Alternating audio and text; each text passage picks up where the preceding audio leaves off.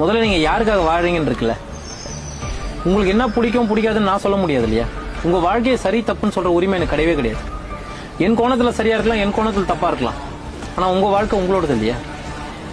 நீங்க இன்னொரு மனிதனோட கருத்தை கேட்டு வாழ ஆரம்பிச்சீங்கன்னா இங்க வாழ்ந்துட்டே இருக்க வேண்டியதுதான். கடைசி வரைக்கும் உங்களால எதுவும் பண்ணவே முடியாது.